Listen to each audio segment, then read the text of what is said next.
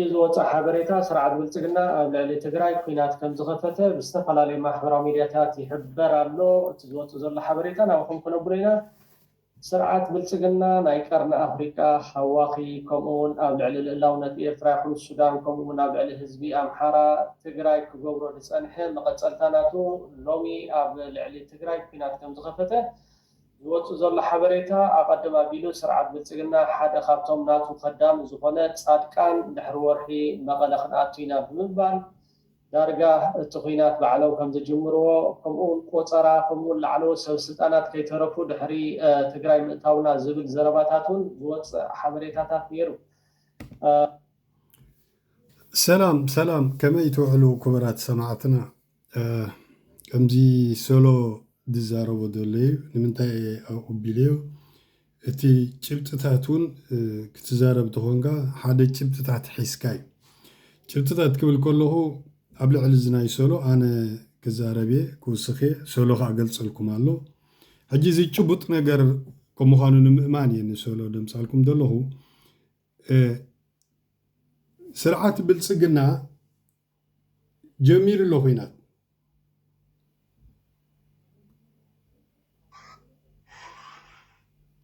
የቕሬታ ስርዓት ብልፅግና ጀሚሩ ኣሎ ኩናት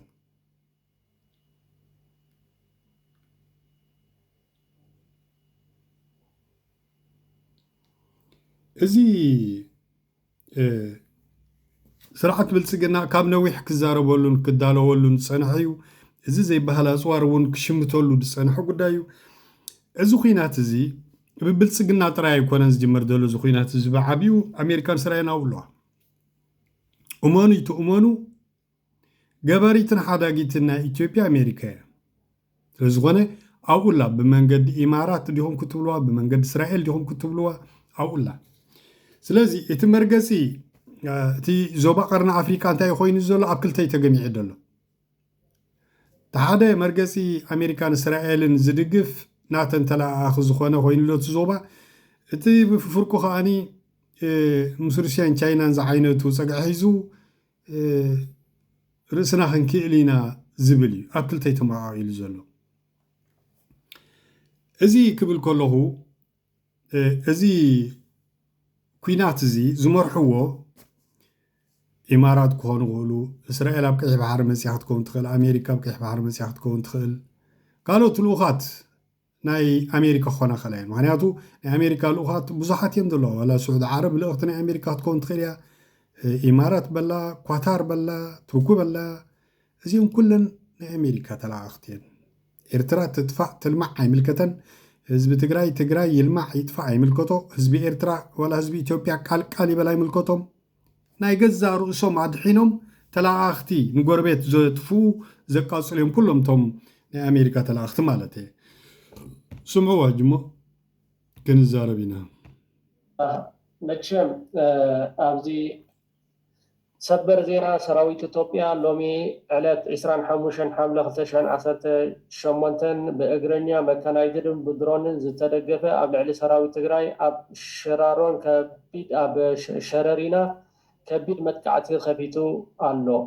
ብተመሳሳሊ ኣብ ዶብ ሱዳን ኣብ ልዕሊ ሰራዊት ሱዳን መጥቃዕቲ ከፊቱ ኣሎ እቲ ብሰራዊት ኢትዮጵያ ተጀሚሩ ዘሎ ውግእ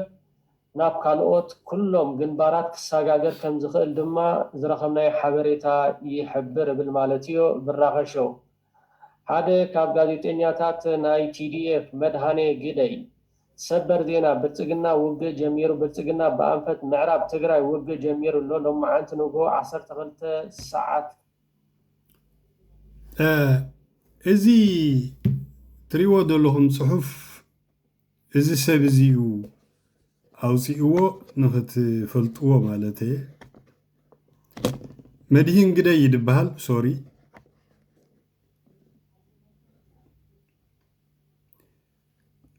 መድሂን ግደይ ይድበሃል ፅሑፍ ኣብ ዝኾነ ቦታ ትሪእዎ ትኾኑ በቲ ኮይኑ በቲ ግን ናይ መድሂን ግደይ ደይኮና ክንዛረብ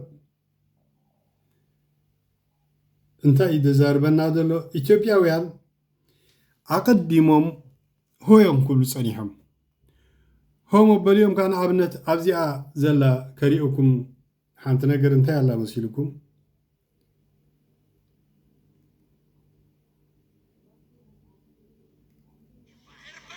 የሚሰጥበት ወራት ገብቷል።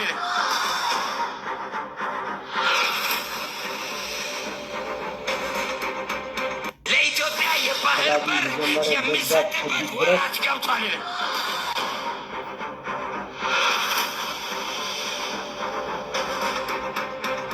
የባህር በር ከኢትዮጵያ መንግስት ጋር የኤርትራ መንግስት ተፈራርሞ ሲሰጥ አየሁ።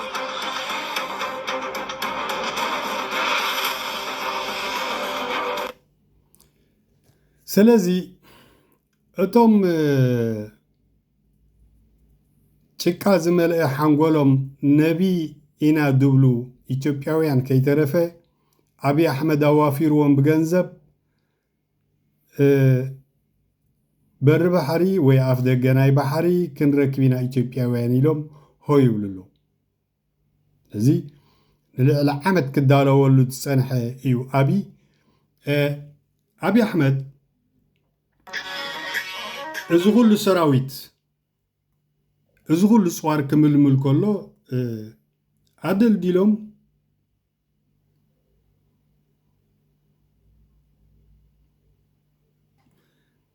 ኣደልዲሎም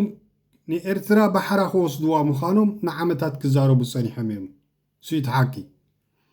ንዓመታት ክዛረቡ ፀኒሖም እዮም። ኣብዚ ኩላህና ከም እንፈልጦ ኢትዮጵያውያን ዝመፀ እንተመፀ ብስልጣን ንህዝቢ ኤርትራ ኣፅኒቱ ባሕሪ ኤርትራ ክወስድ ከም ዝደሊ ኩላህና ንፈልጥ ኢና። ኤርትራውያን ግን እንታይ ኣሎ ይህን ምሂን ክንዲ ንበሃሃል ብሰንኪቲ ካብ ዩኒቨርሲቲ መቐለ ወያነ ዝዘርግሖ ናይ ዓባይ ትግራይ ቃልሲ ገሊኣ ተቃወምቲ ኢና እንዳበለት ነቲ ናይ ዩኒቨርሲቲ መቐለ ሳፖርት ክትገብር ትነብር ነራ። ገሊኦም ካብ ምስኦም ከይፈለጡ ይሕንድሩ ነይሮም። ሕጂ ተባታቲኖም ትግራይ ትስዕር ተኾንኩም ንሕና ይኮና እንዶ ገለ ህዝቢ ኤርትራ ፋሕፋሕ ኢሉ ትመልሰይ። እዚኦም ከዓ ነቶም ካብ ትግራይ ንውለድ ኢና ዱብልዮም ከዓ ካብ ዩኒቨርሲቲ መቐለ ዝለኣኹ ዘለዉ ዓበይቲ ኣለዉ። ከም በዓል ረዘነዶ መንዶ ድብሎ መፅሓፍ ዝፀሓፈ ካልኦት ኣለዉ። ሽማቶም ረሲዖም ኣለኹ ብዙሓት ተጋሩ እዚኦም እቶም ዓበይቲ መፅሓፍ ዝሓትሙ ዝደርሱ ዘለዉ ሓሶት ናይ ሓሶት መፅሓፍ ኤርትራ ሃገር ኣይነበረት እንዳብሉ ዝፅሕፉ ዘለዉ ኣብቲ ዶብ ዝተወለዱ ቀደም እዮም ብኮተሊክ ተማሂሮም ዝመፁ ናይ ሎሚ ደቂ ሰብዓታት እዮም ዝዛረቡ ዘለዉ። ንሶም ዝለኣኽዎም እዮም ከዓ ዝኩሉ ሆድ ዝበሃል ዘሎ ኣንፃር ኤርትራ ማለት እዩ። እዚ ክብል ከለኹ ኣነ ሓስየ ኮንኩን እቲ ሰብ ዳ ይሰምዓናኒ እምበር ተሓቂ ፅቡቅ ጌርና ኢና ንፈልጦ። ስለዚ ሕጂ ኮነን ተጀሚሩ ኩናት ኣብይ ኣሕመድ ጀሚርዎ እዩ ነይሩ ካብ ዓመት ሙሉእ ማለት እዩ። እስከ እዚ እንታይ ይብለና ኣሎ እስከ ተጀሚሩ ኣሎ ብመንግስትናን ብውድብናን ብሰራዊትናን ኣባላት ዓርሚ 22 ነው ዘለኹም ኣለኹም ኣብ ኣየር ድሕሪ ምውዓል ኩልኻ ግዜ ከይሓለፈ ክተት ሰራዊት ክሕልፍ ይደሊ ንኩሉ ኣባል ሰራዊት ትግራይን በተለይ ከዓ ኣባላት ዓርሚ 22 ክተትበልዎ ኩለኹም ኣባላት ሰራዊት ትግራይ ትኩና ተጀሚሩ ኣሎ ብመንግስትናን ብውድብናን ብሰራዊትናን ኣባላት ዓርሚ 22 ነው ዘለኹም ኣለኹም ኣብ ኣየር ድሕሪ ምውዓል ኩልኻ ግዜ ከይሓለፈ ክተት ሰራዊት ክሕልፍ ይደሊ ንኩሉ ኣባል ሰራዊት ትግራይን በተለይ ከዓ ኣባላት ዓርሚ 22 ክተትበልዎ ኩለኹም ኣባላት ሰራዊት ትግራይ ትኩና ተጀሚሩ ኣሎ ተጀሚሩ ኣሎ እዩ ዝበሃል ዘሎ። ሕጂ ዝተጀሚሩ ዘሎ ኩነታት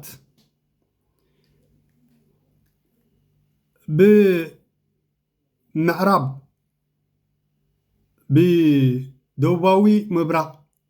ዋልቃይት ማለት እዩ። ደቡባዊ ምብራቅ ዋልቃይት እዩ ተጀሚሩ ዘሎ። እዚ ማለት ኣብ ዶብ ዋልቃይትን ትግራይን እዩ ኩናት ዝጅምር ዘሎ። ኣብ ዶብ ዋልቃይትን ትግራይን ክብል ከለኹ ብልፅግና ስለ ዘለዉ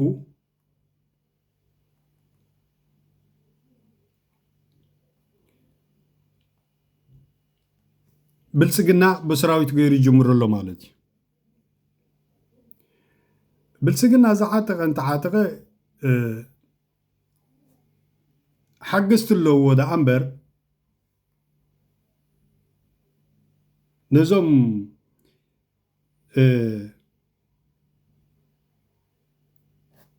ሰለስተ ጥርኑፋት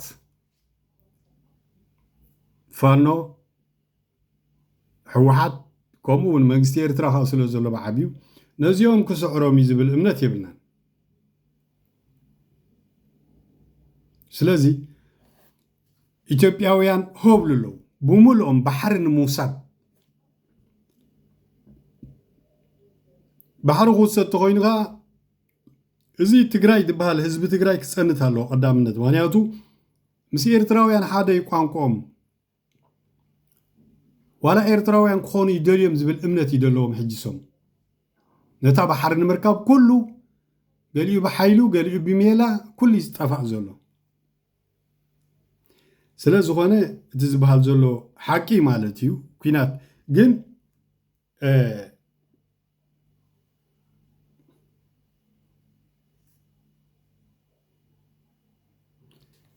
እዚ ክንብል ከለና ኩናት ተጀሚሩ ብልክዕ ተዋጊኦም ውግኣት ዝኾኑ ስዋኣት ህሩማት ዝረኣናዮም ነገር የለን። ግን ብኸባቢ ሸረሪና ዝበሃል ብኸባቢ ሸረሪና ዝበሃል ኣበይ መሲልኩም ኣብ ገምገም ተከዘ ከባቢ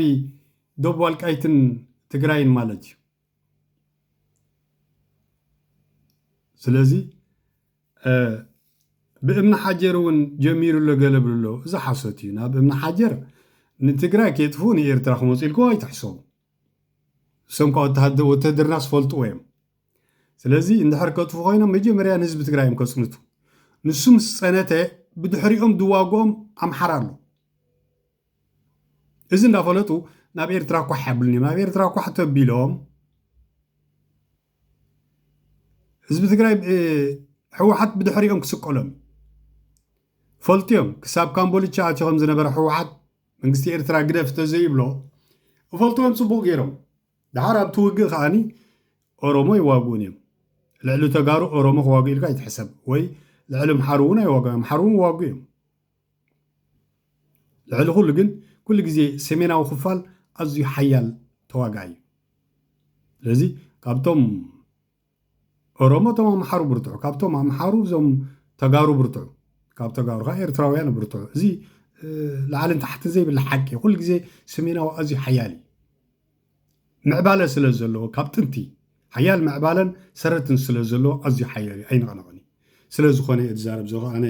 ከምዚ ንምሓራ ከናኣእስ ንትግራይ ከናኣእስ ኢለ ይኮንኩን ተሓቅሱ ኢንፋክት ማለት እዩ። ሕጂ ካልእ ኣብ ከባብታት መቐለን ዓፋርን መንግስቲ ኢትዮጵያ ዘይፈልጠነ ድሮናትን ተዋጋእቲ ነፈርትን ተረኣየን ክብል ሓይሊ ኣየር ኢትዮጵያ ገሊጹ።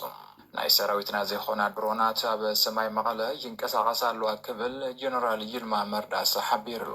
ኣዛዚ ሓይሊ ኣየር ኢትዮጵያ ጀነራል ይልማ መርዳሳ ዋንነትን ናይ ሰራዊት ኢትዮጵያ ዘይኮና ዘይተለለያ ድሮናት ኣብ ሰማይ መቐለን ከባቢያን ክዘውራን ወታደራዊ ትዕዝብቲ ክገብራን ከም ዝተረኣየ ኣፍሊጦም። እዚ መግለፂ እዚ ኣብ ትግራይን ዝዋቐርን ኣፍሪካን ዘሎ ናይ ድሮን ቴክኖሎጂን ናይ ደገ ሓይልታት ኢድ ኣእታውነትን ኣብ ዝለዓለ በርኪ ከም ዘለዎ ዘመልክት ምዃኑ ድማ ይግለጽ ኣሎ። እተን ድሮናት ናይ መንን ንምንታይ ስልታዊ ዕላማ እዚ ነቲ ኩናት ምቅርራብ እዩ። እዘን ኣብ ትግራይ ተረአየን ዝበሃላ ዘለዋ ድሮናት ሕወሓት በቲ ናይ ደገ ገንዘባ ጌራ የእትያተን ዝትኩስዎን ምሁራቱን ክትእቱ ግድን እዩ። ነብሳ ክትከላኸል ግድን እዩ። ኩሉ ግዴታ ስለ ዝኾነ ናይ ግድን ክትእቱ እያ። ተኮስትን ሓያላትን ብርቱዓት ድሮን ክትገዝእ እያ። ምክንያቱ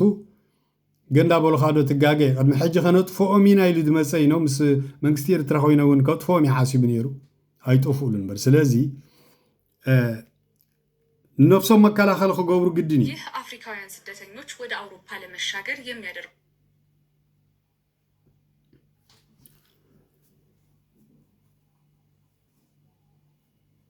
ካልእ ንእግረ መንገደይ ከሪኦኩም ዝደሊ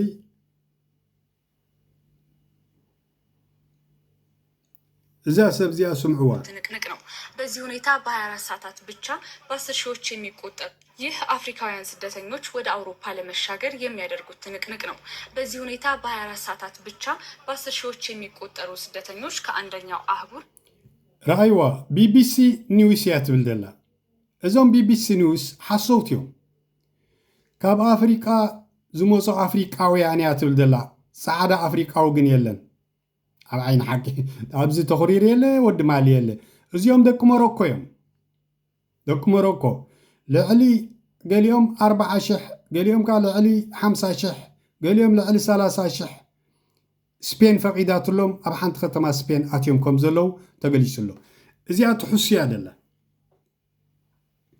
ይቕሬታ ግበሩለይ ትሕስያ ደላ ክብለኩም ከለኹ ቢቢሲ ዝበሃል ደምፆ ዜና ሓሰውት እዮም ድሕሪ ሕጂ ብኦም ከይትዳናገሩ እዚኦም እዮም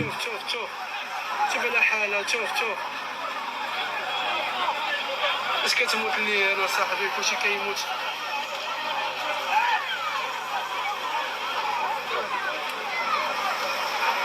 اسكت تموت شوف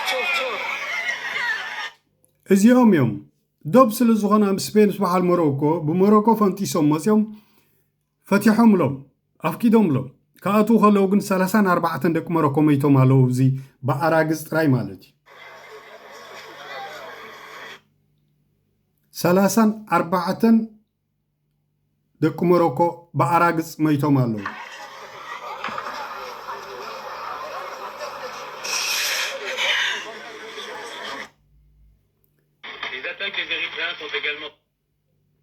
ስለዚ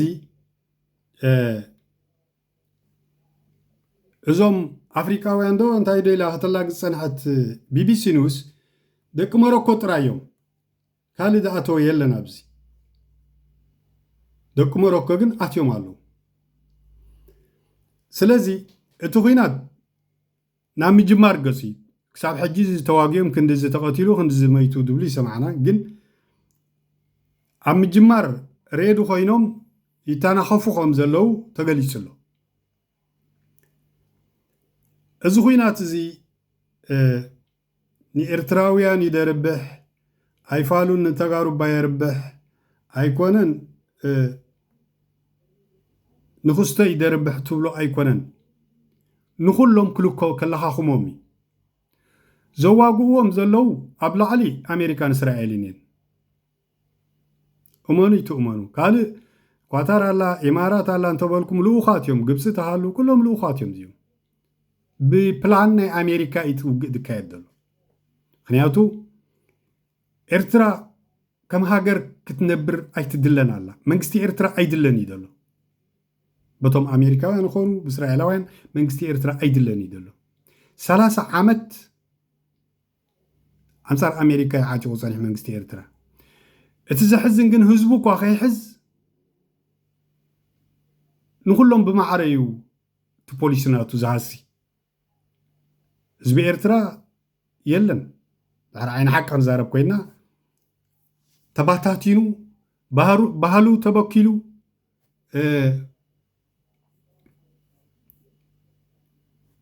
ከም ህዝቢ ባህሊ እንድሕር ተበኪልካ ኦሮማይ ክትምለስ ኣይትኽእልኒ ኢኻ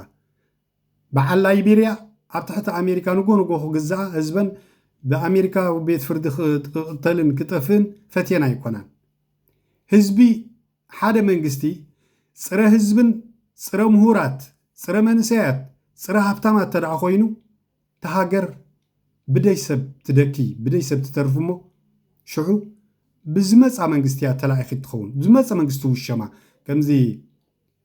ሓንቲ ገዛ ድፈትሐት ጓል ኣንስተይትስ ቁርብ ገንዘብ ሂቡ ድመፀ እዩ ድላገፀላ ድሸነላ ጎምያ ትኸውን ሓንቲ ሃገር ኣብ ኣፍሪካ ህዝባ ተጠፊኡ ምሁራታ ተጠፊኦም ሃብታማታ ተጠፊኦም ኤርትራ ታክትከውን እያ ሕጂ ንሕና እዚ ክንዛረብ ከለና ሰብ ተቃዋማ እዩ ከዳዕ እዩ እንታይ እዩ ቦቦቦቦ ኖ ከምኡ ይኮነን ሃገር ትፀንት እያ ደላ ኣብቲ ዓይኒ ሓቂ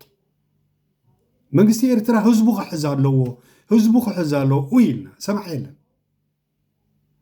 ሕጊ ውፂኻ ሃገርን ሃይማኖትን ቀቢላን ብሄርን ካልእን ዝትንክፍ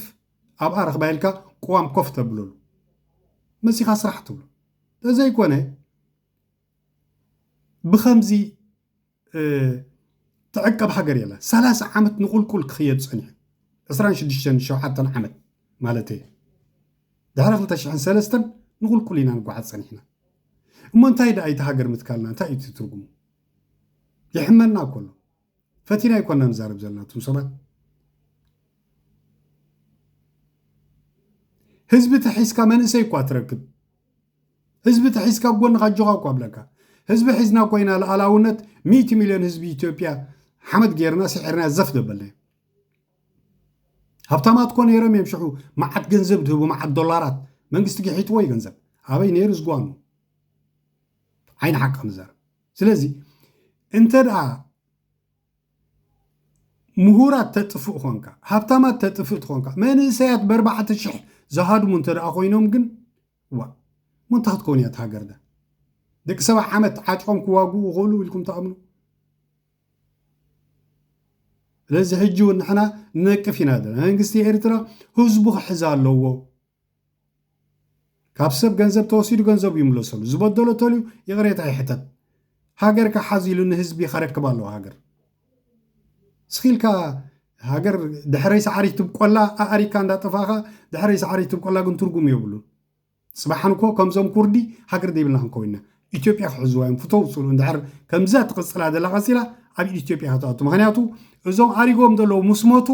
ልካ ከም በዓል ላይቤርያ ድመፀ ይክሸነላ ድመፀ እመኒቱ እመኑ فتينا يكوننا كم زخن بالكلنا عدنايو دم كفيلنا له خندي حموش يميتش هيوت كفيلنا ينام سينايو جن تاي مترجم لا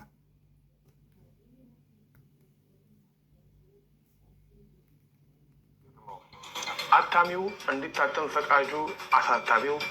ጠቅላይ ሚኒስትሩ ነው የሚሆኑት። ባጭሩ ላባላላችሁ ነው። ኢትዮጵያ እስከዛሬ ድረስ እንግዲህ ብር በአገር ቤት አታተምም። አብዛኛው ብር የሚታተመው በጀርመን እና በእንግሊዝ ሀገር ነው። አሁን ደግሞ ሀገሪቱ የውጭ ምንዛሬ በማጣቷ የተነሳ ያንን ደግሞ ሴቭ ለማድረግ በአገር ውስጥ ገንዘብ ለማተም እንቅስቃሴ ተጀምሯል። ይህን ተከትሎም ጠቅላይ ሚኒስትሩ በቦርድ ሊቀመንበርነት የሚመሩት ኢትዮጵያን ኢንቨስትመንት ሆልዲንግ አመራሮች ኢትዮጵያ كم كل هاجرات أفريقيا أبع الجرمن أمريكانيا جنزب تحتم نيرا حجي جن بعلا جنزب كتحتم تفتنا الله من قصاصات تجميرو لا يدب لنا دلو كبهراي بنك كجي مامو مهرتو كار ويتادرقوال بروم ذا إثيوبيا وسط وميتاتمبت እንግዲህ እንደምታውቁት የኢትዮጵያን ኢንቨስትመንት ሆልዲንግ የቦርድ በቃ ገንዘብ በዓለም ወረቀት ሓሓቲሞም ክድርቢዩ ከምድላዮም ተደልዮም ኩማሰጉሉ هر جنزب بعلها تحتم جميركا أوراماي جنزب إثيوبيا انتاي يخون مسيلكم كل تبع ناخد جزء توان كاسي مش عملي خاي ياخد كيدي خا مالتي كم مالتي بزغونه كبرات سماعتنا ازنا يتغراي كوينات تجميرو دو قال دبال دلو منغستي إثيوبيا انصار حزب تغراين حزب إرتران امحاران نمصنات تبغشلو إلكا مدمدامي حش سلازي لايك سبسكرايب شير حقوزنا امو لعل كنبل باكال هين مين كنبال كنزارب نهانا تنتانون كنقرب سلازي حقوزنا بجاهم نبلوكم ابزلهم ادمنت انا نابكم وسناي معالتي كبرات سمعتنا